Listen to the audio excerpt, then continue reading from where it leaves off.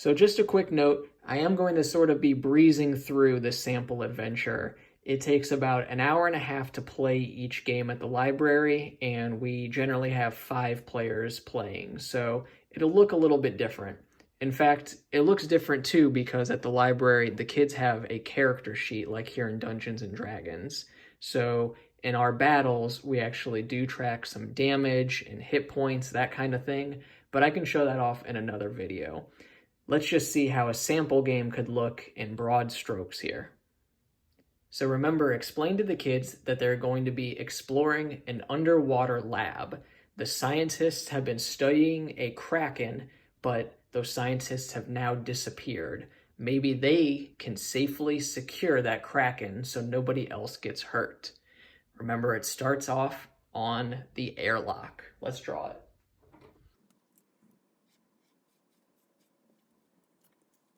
All right, we have the characters safely in the airlock, and you'll explain that as they enter, the doors shut behind them, and all of the water sort of seeps through the floor so they can safely enter this underwater lab without the whole laboratory being flooded by the ocean, which now allows them in the rest of the facility.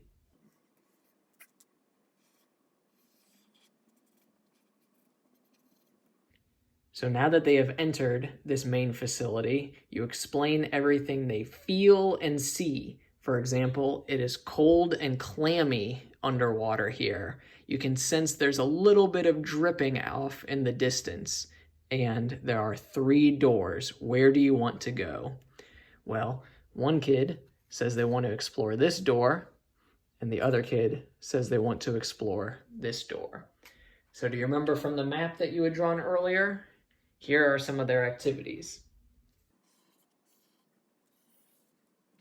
First, you can explain that this child has entered the armory. You want all of the kids to draw different weapons in this room.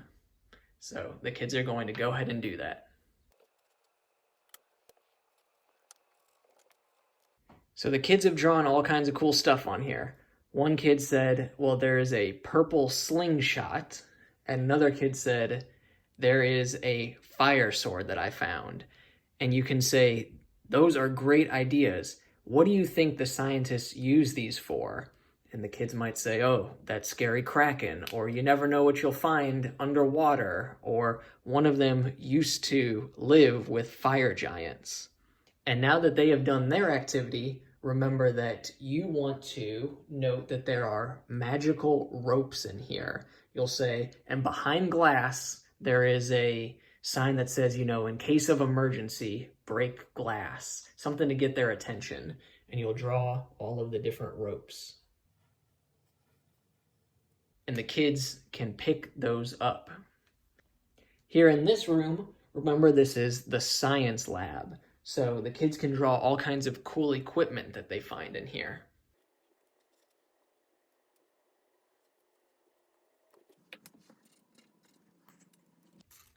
So here they are exploring. The kids drew a little beaker with bubbles coming out and some kind of strange machine.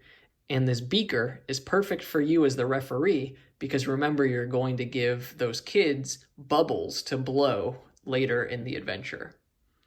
All right, so they found some cool stuff. Time to keep exploring.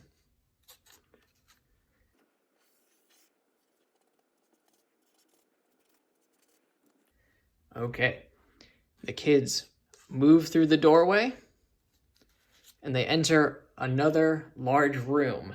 But before they can even blink, they are attacked by 3 slime crabs. So ask the kids, what do you do? Maybe the battle goose wants to go first and decides, okay, I'm using my battering helmet to come flying at them. And you say, okay, all right, try it out, but roll your 2 dice. The kid got a 6 and a 3, a 9. Remember in this game, a 10 or higher is a success, a 7, 8, or 9 is a partial success, and a 6 or lower is a failure. So the kid says, all right, partial success. Something good happens, something bad happens.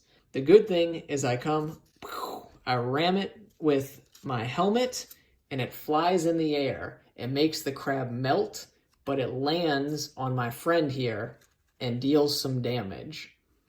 So now it could be, remember, you as the referee can decide how all of this goes. So maybe the crab attacks and you make the kid roll out of the way. They say, okay, I'm going to try to jump out of the way. They got a 6. They fail. So you can describe how the slime crab sort of gets its slimy paw on the goose. And now next you can have the witch go, and she says, I'm going to cast a spell to make this disappear. So this is another good opportunity to ask the kids about kind of how they're immersing themselves in these characters. What does the spell look like? Does it come out of the staff? Does it come out of your hand? Is it invisible? What color is this kind of magical beam? So they explain what it looks like, and they say they're shooting at this crab. They roll. 5 and 6, that's a success. So the crab disappears. So they're just left with this one. The goose is ready to attack and comes swinging down with its sword. Oh, 5 and 6 again. So it comes flying down, and the slime crab just explodes in green slime. They have managed to stay safe here. So time to keep exploring. This is what we call the technology room. And we said the kids need to draw some cool equipment, and remember they're going to find the battery in here. So let the kids draw some interesting technologies. Okay, so the kids drew a computer and a robotic arm, and maybe the goose decides that they want to equip the robotic arm, and they can draw it on their figure right here. So ask them questions about what they discover, and remember that they also find the battery.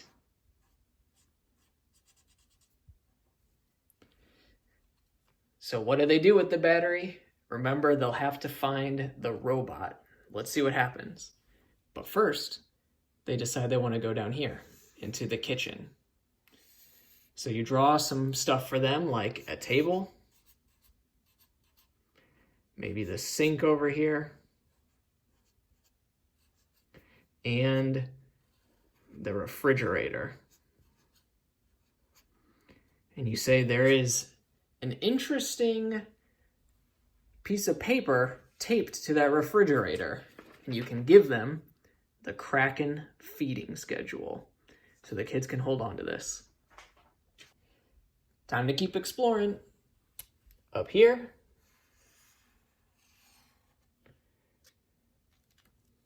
they check out the bunks, so have the kids draw bunk beds. Okay, so they've drawn the bunks. Let's pretend these are the bunk beds. This is a desk with a lamp by it. And remember, there is a robot that is resting on the bed there. So we have our little robot, and you tell the kids the robot is out of juice. You can't seem to get it to talk with you or do anything. But they found the battery. The kids put 2 and 2 together. They can bring the robot back. So now the robot can be a helpful friend throughout the rest of this adventure. You can sort of speak in its voice and offer clues for the kids. Maybe it helps explain what this puzzle is that you provided. Remember that we sketched that out? It is a locked door with a video playing. It keeps saying the word reveal or show, something like that. And then bubbles appear on the screen, and then the word open comes up, and it keeps looping over and over. And the robot can help, but the kids can hopefully put together that the bubbles you gave them, if they blow the bubbles in front of the screen, and remember in real life, the kids would actually blow the bubbles, the door opens. But it opens into another airlock. The robot would make sure that the kids don't leave through here out to see the Kraken until they get their water suit. So they would finally explore in here, have the kids draw their characters on another sheet of paper with the water suits, or they could draw them right up here.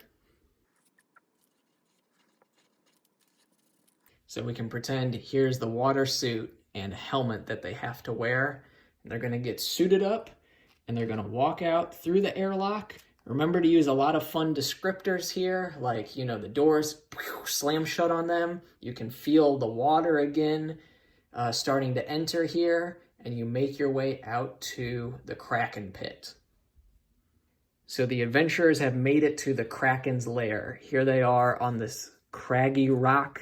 There's this bottomless pit down here, and remember, they're in the middle of the ocean in their wetsuits right now. How are they going to summon the Kraken? Well, do you remember as they explored, they found the feeding schedule. So, depending on what day of the week it is in real life, they can place that food from the kitchen on this altar. So they place down the spaghetti, let's say, and there is a rumbling from down below. And you can see the Kraken's tentacles are coming out and reaching for the adventurers.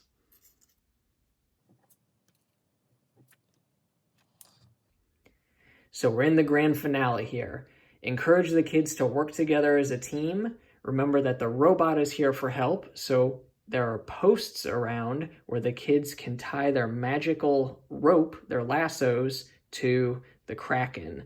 So let's say the witch wants to wind up the rope, toss it out to this tentacle. She gets a 9, partial success. So that kid is going to have to think of something good that happens and something bad that happens. Let's say the child successfully ties down one arm, but this other arm swings and knocks her down and deals some damage. We'll keep moving around the table, working together as a team. Every child has to contribute something with the ropes here. It's going to be a tough battle. All right, well, we've made it to the end of a tense battle. The characters have been knocked around a little bit by the Kraken, but in the end, they were able to secure it down with the magical rope on all of these posts. They've saved the day here, but that's not the end of their adventures. What happened to those scientists, for example? The robot might know their escape plan. In the event of danger, they have to take a submarine off to a remote island. And there's the start of a whole new mission that you can devise with some of these tools. All right, and there you have it. I hope this video helped explain a little bit more about what it looks like as I design these games and also what a sample playthrough could look like. Now, it does take some time to brainstorm and find all of those activities, those puzzles that you have in mind, but search online for kids' crafts, puzzles. You could use Sudoku comes to mind. I've used those in my games. You're going to want to figure out how to create an adventure, starting with the setting, figuring out the finale that compels the whole adventure, and then last, those thematic tie-ins, how you're going to piece each of these activities, these crafting projects, the coloring exercises, into some sort of comprehensive storyline. So from there, it took me about an hour to sketch everything out. I drew some of these little figures, including the Kraken, drew this, and it'll take you no time to get up and running with a game. If you have any more questions or comments or suggestions, feel free to let me know, and thanks for watching.